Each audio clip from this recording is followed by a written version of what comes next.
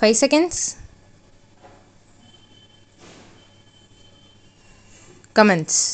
Contention of the learned counsel for the petitioner was that once the result had been declared on 4/5/2021, the returning officer became functus officio.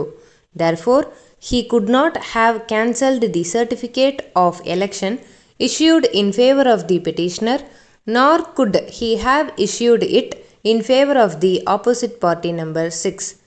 He could not have recalled, reviewed, or cancelled the certificate of election already issued, that too without any, wherein it has been held that once the result of election is declared, then the returning officer and the election commissioner become functus officio and cease to have jurisdiction over the elections.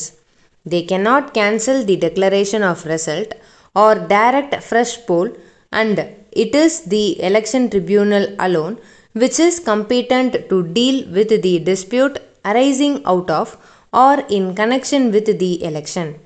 The election commences from the initial notification and culminates in the declaration of a return of a candidate.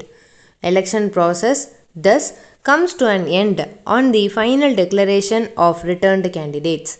Learned counsel also relied upon Article 243(o) of the Constitution of India in support of his contention.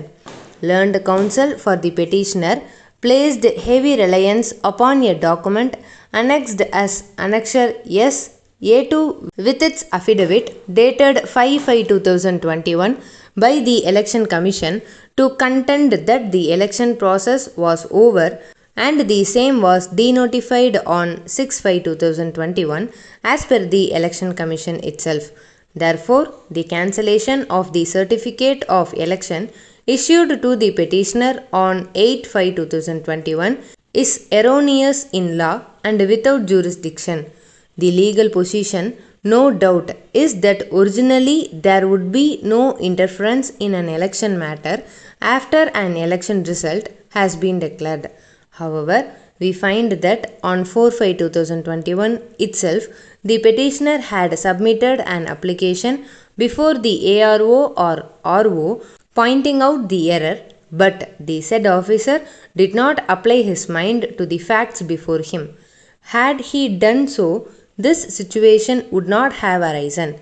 It is also a question before us that should we ignore an apparent illegality which has not been rebutted by the petitioner in spite of opportunity before us, and thereby should we revive an illegality by interfering with the order on the grounds asserted by the petitioner's counsel. We have to keep in mind that we are exercising equitable discretionary jurisdiction under Article 226 of the Constitution of India, and if a fact is apparent and the impugned order has done substantial justice in the matter by rectifying the error which is apparent and remains unrebutted, then the High Court under Article 226 of the Constitution of India would not interfere, as in doing so it would revive another illegality. We are of the considered opinion that purely on facts we are not inclined to interfere with the impugned order, as it rectifies an apparent and unrebutted error. Secondly, because in doing so we would be reviving an illegality, one which is far more grave than the one being alleged by the petitioner, as it has the effect of compromising the fairness and sanctity of the election process. Had it been an arguable and triable case based on the averments made on behalf of the petitioner and the arguments advanced, then we may have interfered in the matter.